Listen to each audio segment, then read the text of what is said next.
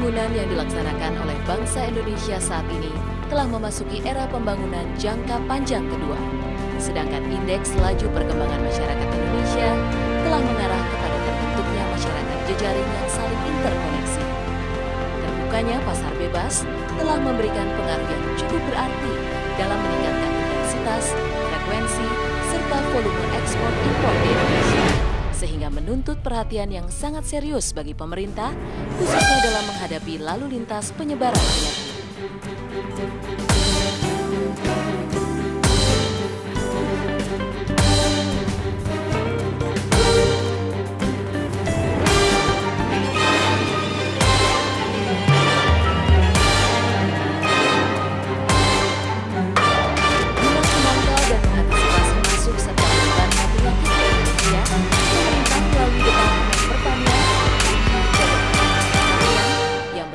Melakukan upaya-upaya perlindungan, penyelamatan, dan pengamanan sumber daya alam hayati melalui suatu sistem yang terpadu dan utuh antara sistem perdagangan dan transportasi, kesehatan hewan dan lingkungan hidup, keamanan dan ketahanan pangan, serta sistem agribisnis.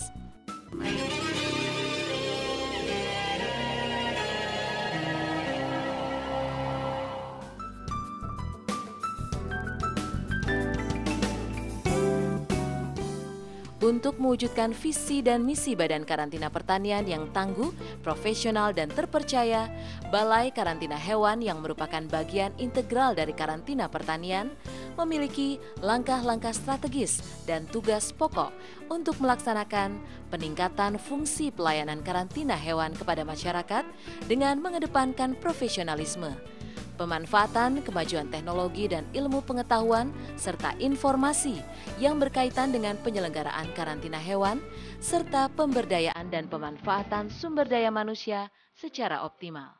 Balai Karantina Hewan Kelas 1 Tanjung Priuk merupakan unit pelaksana teknis dari Badan Karantina Pertanian Departemen Pertanian.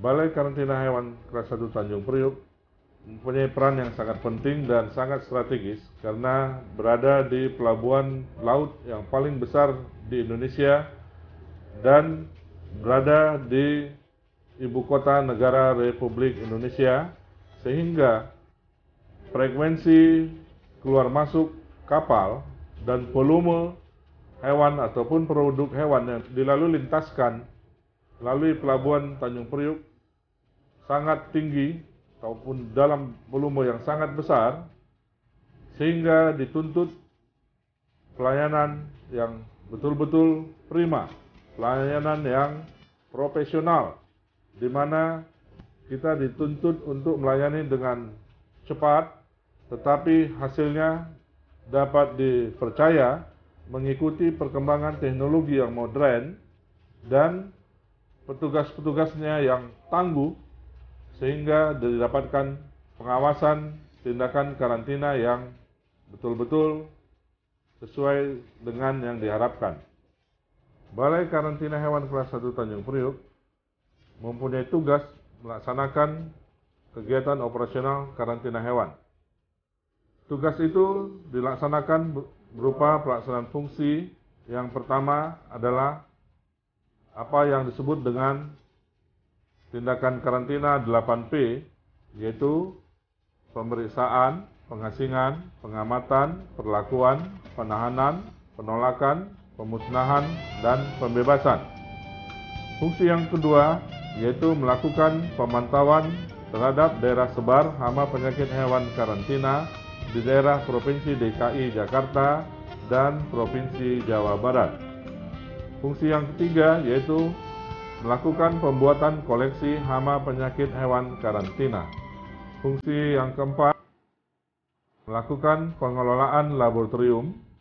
Fungsi yang kelima yaitu melakukan pengelolaan data, informasi, dan dokumentasi kegiatan operasional karantina hewan. Fungsi yang keenam adalah melakukan pelayanan teknis operasional karantina hewan. Dan fungsi yang ketujuh adalah melaksanakan urusan tata usaha dan rumah tangga Balai Karantina Hewan Kelas 1 Tanjung Priuk. Selanjutnya, dalam fungsi 8P, inilah yang selalu saban hari berhubungan dengan masyarakat secara langsung, yaitu pemeriksaan. Pemeriksaan ini dilakukan terhadap hewan-hewan ataupun produk-produk hewan yang dilalu lintaskan melalui Pelabuhan Tanjung Priuk ataupun tempat-tempat lain yang ada di DKI Jakarta dan Jawa Barat, seperti di Pelabuhan Laut Sunda Kelapa, Bandara Halim Perdana Kusuma, Bandara Hussein Sastra Negara, Terminal Peti Kemas Gede Bage, Pelabuhan Laut Cirebon, dan kantor pos di Jakarta, Bandung, dan Cirebon. Pemeriksaan pertama-tama dilakukan terhadap dokumen yang menyertai hewan atau produk hewan yang dilalu lintaskan, yaitu untuk hewan atau produk hewan yang akan dikeluarkan, maka harus disertai dengan surat keterangan kesehatan yang dikeluarkan oleh dokter hewan karantina dari dinas yang membawahi fungsi kesehatan hewan ataupun kesehatan masyarakat veteriner di kabupaten ataupun kota di mana hewan atau produk hewan itu berasal. Sementara untuk yang diimpor, maka kelengkapan dokumen yang kita periksa adalah sertifikat kesehatan yang menyertai hewan atau produk hewan dari negara asal ataupun dari negara transit. Nah, sesudah barang tiba di pelabuhan, maka dilakukan pemeriksaan terhadap fisik barang, yaitu kesesuaian antara dokumen dengan barangnya atau dengan hewan atau produk hewannya. Kemudian dilakukan pemeriksaan kesehatan lanjutan. Untuk keberangkatan, kalau ternyata sehat, maka langsung kita lakukan pembebasan dan diberi sertifikat kesehatan atau sertifikat sanitasi untuk keberangkatan. Sementara untuk yang diimpor, maka hewan atau produk hewan yang diimpor, kita lakukan pemeriksaan lanjutan, yaitu merupakan pemeriksaan fisik barang di dalam pelabuhan yang selalu kita sebut dengan istilah behandle. Setelah dilakukan pemeriksaan fisik di pelabuhan, maka selanjutnya untuk barang-barang yang penting yang mempunyai tingkat risiko penularan penyakit yang tinggi, dilakukan pemeriksaan lanjutan di instalasi karantina hewan sementara atau yang kita selalu singkat dengan IKHS. Di IKHS dilakukan tindakan pengasingan untuk dilakukan pengamatan, yaitu mengamati kalau untuk hewan maka diamati adalah gejala-gejala klinis dari penyakit-penyakit yang dicurigai yang ada pada hewan tersebut. Sementara untuk produk hewan, maka dilakukan pengamatan berupa pemeriksaan organoleptik.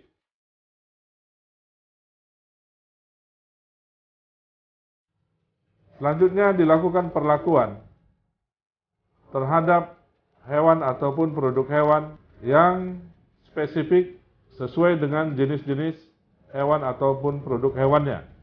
Sebagai contoh dapat saya ungkapkan, misalnya untuk impor sapi, maka dilakukan perlakuan seperti vaksinasi terhadap antraks ataupun terhadap brusellosis.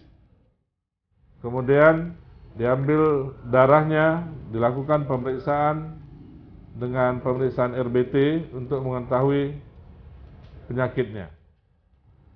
Sementara untuk produk hewan seperti kulit, dapat dilakukan perlakuan seperti desinfeksi ataupun fumigasi.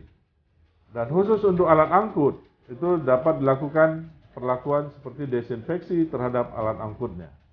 Tindakan 8P selanjutnya yaitu berupa penahanan. Penahanan dilakukan terhadap hewan ataupun produk hewan yang pemasukan ataupun pengeluarannya tidak memenuhi persyaratan karantina, khususnya persyaratan dokumen. Kita beri kesempatan sampai maksimal 3 hari untuk melengkapi sertifikat kesehatan atau sertifikat sanitasi yang dimaksud. Bila ternyata sesudah 3 hari juga tidak dapat dilengkapi, maka selanjutnya kita lakukan penolakan. Penolakan dilanjutkan dengan kalau yang impor maka dilakukan dengan reekspor, jadi dikembalikan ke negara asal. Sementara kalau yang domestik, maka penolakan itu berarti si pemilik dikembalikan ke pemilik barang untuk dibawa kembali ke daerah asalnya.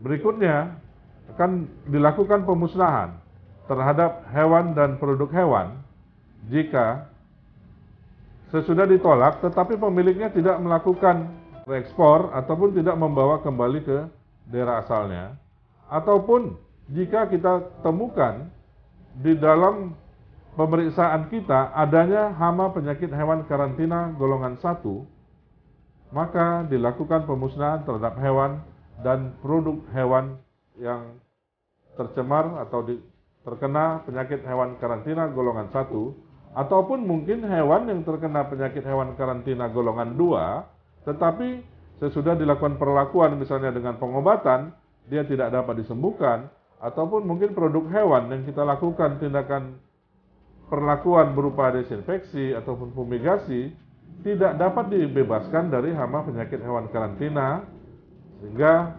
dilakukanlah pemusnahan tersebut.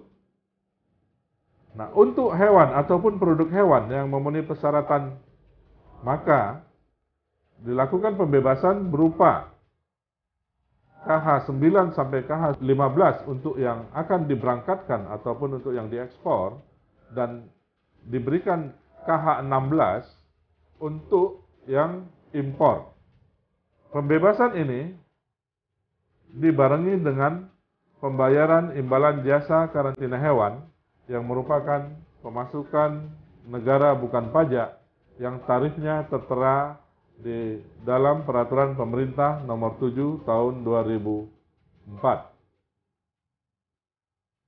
Semua tindakan-tindakan ini atau pekerjaan-pekerjaan ini kita lakukan dengan cara yang transparan dan profesional untuk kepuasan pengguna jasa. Namun demikian, diharapkan bahwa seluruh kegiatan ini akan dapat berjalan lancar bila juga pengguna jasa ataupun masyarakat mengetahui prosedur-prosedur ataupun persyaratan yang dilakukan. Sehingga apa yang kita cita-citakan, yaitu Indonesia tetap bebas dari hama penyakit karantina. Tidak ada hama penyakit hewan yang masuk dari luar negeri ke Indonesia, ataupun tidak ada hama penyakit hewan karantina yang menyebar dari satu pulau ke pulau lain di Indonesia, ataupun tidak ada yang keluar hama penyakit hewan karantina dari Indonesia ke luar negeri. Kalau cita-cita ini, tujuan ini sudah dapat tercapai, di mana pengguna jasa atau masyarakat ikut membantunya, maka peran karantina di sini dapat dikatakan sudah dapat berhasil dengan baik.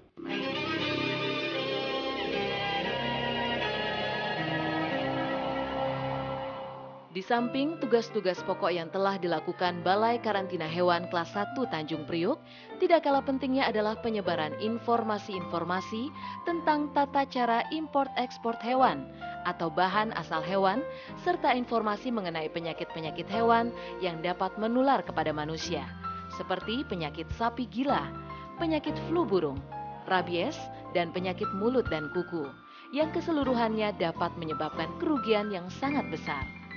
Badan Karantina Pertanian Balai Karantina Hewan Kelas 1 Tanjung Priok terus maju secara profesional dan terpercaya untuk bangsa dan negara.